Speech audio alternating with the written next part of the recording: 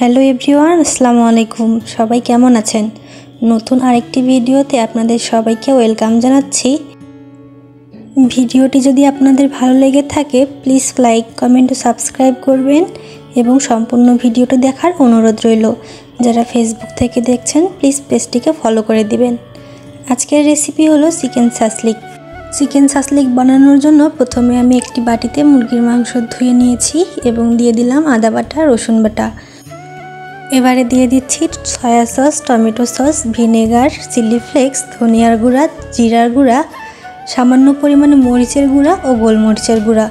এখন সবগুলো উপকরণ একসাথে মিশিয়ে নিচ্ছি। মাংসটা ম্যারিনেট করে আমি এখানে 1 ঘন্টার জন্য রেস্টে রেখে দিয়েছি। স্বাদ মতো লবণ দিয়ে ভালো করে মেখে নিচ্ছি। এবারে একটা সস বানিয়ে নিব। দিয়ে দিচ্ছি চিলি সস, সয়াবিন তেল দিয়ে দিব এবং দিয়ে দিব সামান্য পরিমাণে চিনি। এখন ভালো করে মিশিয়ে নিব।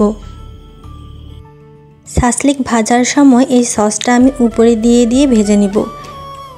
আমি এখানে আমার পছন্দ মতো সবজি নিয়ে নিয়েছি, আপনারা আপনাদের পছন্দ মতো সবজি নিয়ে বানাতে পারেন। এবার সবগুলো সবজি মুরগির মাংসের সাথে মিশিয়ে নিব। মাংসের সাথে সবজিগুলো মিশিয়ে আমি কিছুক্ষণের জন্য রেখে দিয়েছিলাম। এবারে পছন্দ মতো সাসলিকগুলো সাজিয়ে নিব। আপনারা আপনাদের পছন্দ মতো করে সাজিয়ে নেবেন।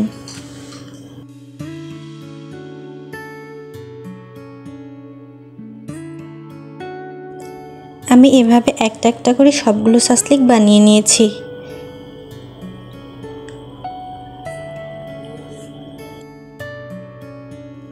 দেখুন আমার সবগুলো সাসলিক বানানো কিন্তু শেষ। এবার হচ্ছে সাসলিকগুলোকে ভেজে নেওয়ার পালা। চুলায় একটা প্যান বসিয়ে দিয়েছি এবং সামান্য পরিমাণ তেল গরম করে নিয়ে আমি এখানে সাসলিক দিয়ে দিচ্ছি। আমি তিনটা করে সাসলিক ভেজে নেব। কিছুক্ষণ পর পর এপাশ ওপাশ উল্টিয়ে দিয়ে নিতে হবে। চুলার আঁচটা আমি মিডিয়াম লো পর্যায়ে রেখেছি।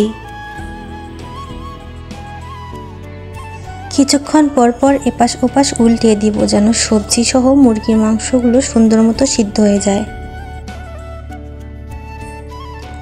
এবারে যে সসটা আমি বানিয়ে রেখেছিলাম সেই সসটা উপর দিয়ে দিচ্ছি।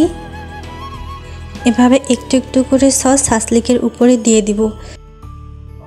এক পাশে হয়ে গেলে আমি আবার উল্টিয়ে অন্য পাশে দিয়ে দিচ্ছি।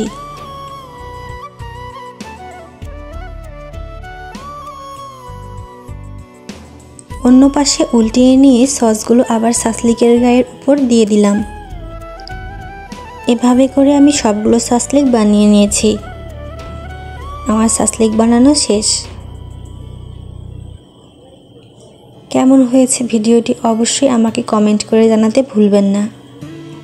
সবার সুস্থতা কামনা করছি আর ভিডিওটি এখানেই শেষ করছি। আল্লাহ হাফেজ।